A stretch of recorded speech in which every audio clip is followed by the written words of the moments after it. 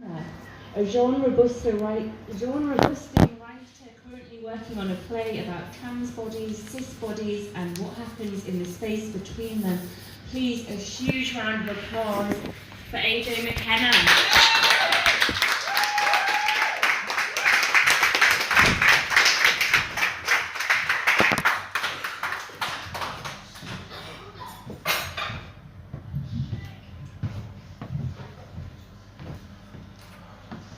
We mark out space for violence and ritual. Tatame, magic circle, the four corners of a ring. In bleachers and ballrooms, from skybox and suicide seats, we spectate, separate from those we designate to suffer. Fists taped, oil anointed, hurling salt, half clothed as if for sacrifice. How long has this been going on? The model, actress, call her what you like, reads from a minatory script before the slats begin to be exchanged. Always, it seems, we sat and watched the suffering of others, found redemption in the spit and spite we see, and blood, yes, sometimes blood. Should we apologize for that? Rush off and take communion? Gaze on that man, half naked, beautiful, who suffers? We mark out space for ritual and violence. Tatame, the four corners of a ring, and altars reredos, the stations of the cross.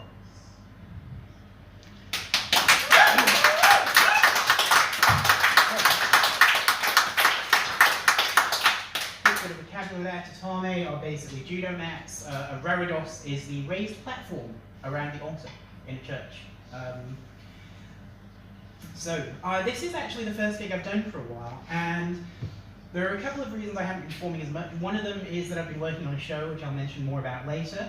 The other is that I've been having some difficulty dealing with a particular voice in my head, which I get the feeling some of you may also know about. This is a poem written in that voice. It's called Please Be Pleased. The world is not fair. And they manipulate the rules to hurt you while pretending that they care everywhere. Despair. Your every prayer is answered, that regretfully we cannot do that here. A sneer. Fear. Your presence here. A matter which eternally remains to be discussed. A fuss we must discuss, disgusted, while you roll beneath the bus. Oh, hush. The seats where power meet still keep their clutch. The best men are in charge of what's occurring. What seem to you mistakes that keep recurring? The sacrifice that keeps the beast from stirring. Please, be pleased. True tameness is forgiveness of the tamer by the beast.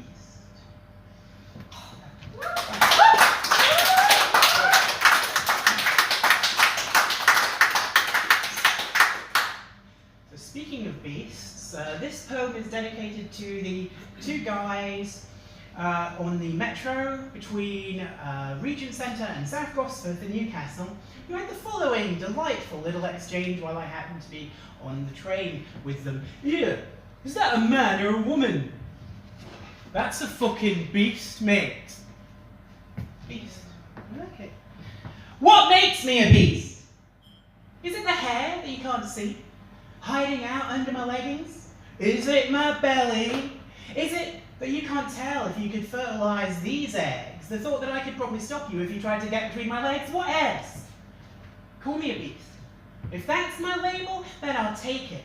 Because being a beauty is severely overrated in a world where we see football star instead of seeing rapist. I'll be the biggest monster going if monstrosity is safe, and fuck your graces, because beasts are creatures of terror and awe. I'm a carnivore, I'm a minotaur. You might call me a beast, but you're the dinosaur. Living in a world where ladies always close our legs, giving you a world of space in which to safely spread, giving you benefit of doubt, as we decide instead to shred the girls who kissed the girl you kissed, the girl you raped and left for dead, because God forbid that we should seem opinionated. Fuck that shit. I'll be outspoken if I want. I'll be a bitch, I'll be a boss, I'll be a fucking cunt. I'll be the kind of girl you never take home to your mother. I'll be the kind of girl who takes your girlfriend as her lover. I'll be the kind of girl who makes you run and fetch a priest.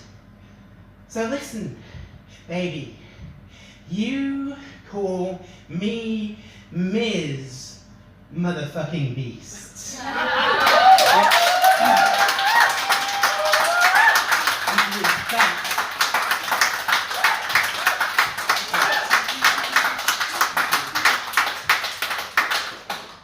Which is not what I said when I was on the train. What I said when I was on the train was more just, oh, fuck on, I didn't fucking wanker.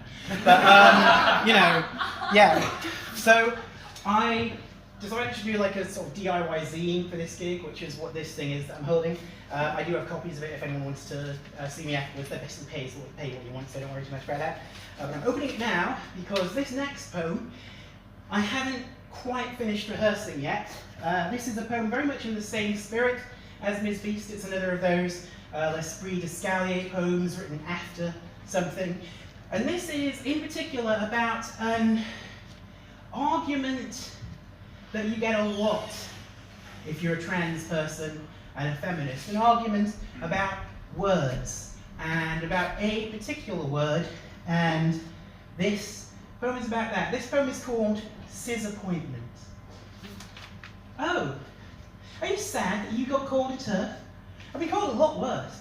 I've been called a literal God-given curse on humanity. It's why my name's anathema, see, because I am the judgment upon you. Apparently, your feminism's radical, but practically the only active praxis that you advocate is ramming me right back into the closet, back-lacing me in patriarchy's corset, and if I won't go back in nicely, you reserve the right to force it.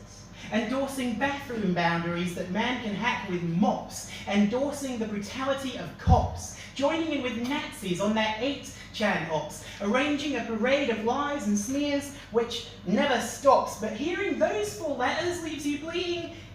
Can you not? And we're supposed to be the soft ones. We're supposed to be the snowflakes. We're supposed to be the super triggered lips you say you always get to own, mate. Which letters? Not appropriate.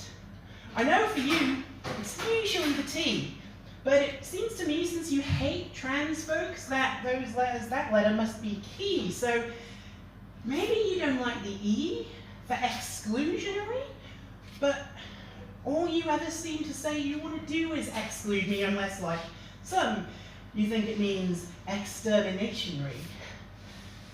That's 2 parts of the acronym you seem to have no problem with.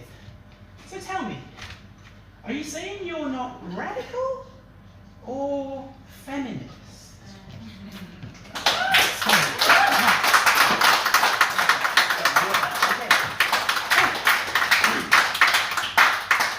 So yeah, that's another of those poems that I kind of, you know, I'm not Ms. Beast. I'd like to be Ms. Beast, but it's hard to negotiate these things as a trans person. It's hard to develop a relationship with your body as a trans person in a world of cis people, in a world where femininity is so pleased, and in a world where gender variance is incredibly pleased, and masculinity is pleased too, let's face it, and that policing, it starts early.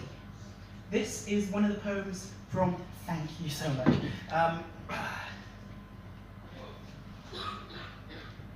This is one of the poems from the show I've been working on called Struggle Play. Feel the same nerves on this bench. that I feel at my therapist's door. She asked me to tell her my earliest memory. On my back, on the speckled concrete of the schoolyard, I can't tell how many girls surround me. What I can tell, the bared teeth of their faces, the sharp toes of their shoes.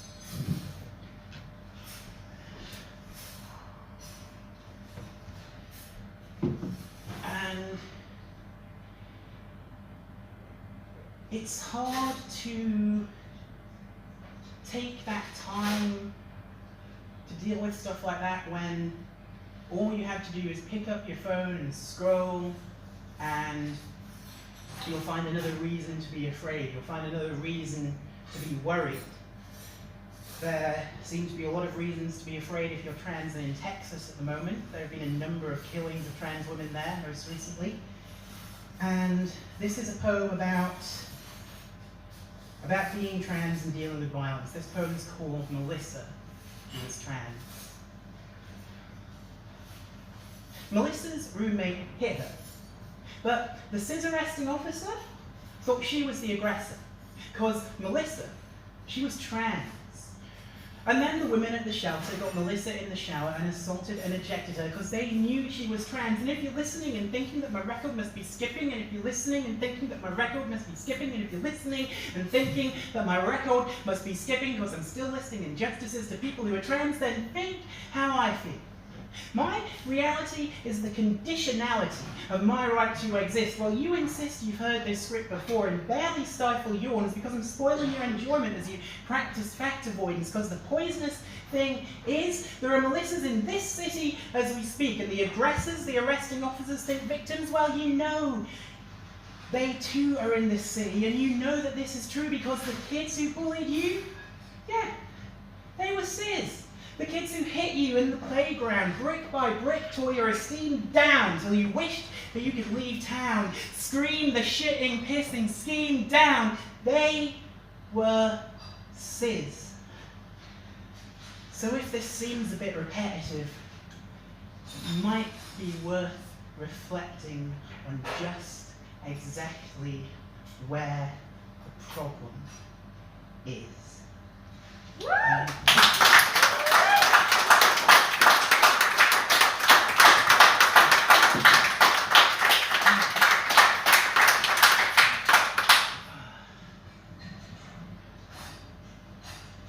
Because you drove me everywhere, including to distraction.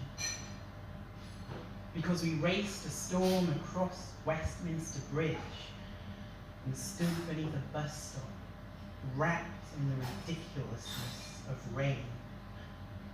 Because I did my Brian Blessed voice for you. Because I always felt like the girl, despite the faith you said you had in the solid presence of my sleeping form. Because you wound a string of tinsel around the yucca plant and said that it was Christmas. Because you turned to me when all the other guests had gone and whispered, "May I kiss you?" inappropriately. Because I lost myself in loving you, both of you, all of you, because love is two people destroying each other while pretending that we aren't, because I will say I have been a strong lover while knowing I am not. I will say I have been strong. I will say I have been strong and not believe it. I will say I have been strong and feel defeated. I will say I have been strong. I will repeat it until strength is stripped of meaning. I will say I have been strong, and we will both know I am lying. In the wreckage of the rules you wrote on cards, in your feathers, in your tar, gave in, gone quisling, To a force I said I would not abet again. We will know I am not strong. We will pretend.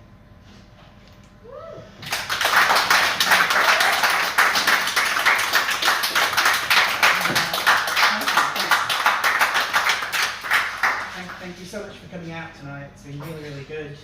This is the last one I'm going to do. So I mentioned Struggle Play, the show I've been working on, which is about getting used to your body as a trans woman and how you do that and where that takes you. And that can take you to some very odd places. And this is, probably shouldn't give away the ending of the show before I've actually done it, but this is the last poem in the show. This is called Volumnia. I feel the same nerves on your mat that I feel at my therapist's door. Tap, you say, the second that you feel the lock. You'll hurt a lot tomorrow if you don't. You ask me what I like. I try to sound blasé as I tell you I like to be choked. You nod, and we look up. You choke me, roll me, pin me like a schoolgirl. Tell me I need to be less diffident, to try to fight instead of rolling with you. I look down at my body, say, I'm worried that I'll hurt you. You move my hand back to your shoulder and say, try.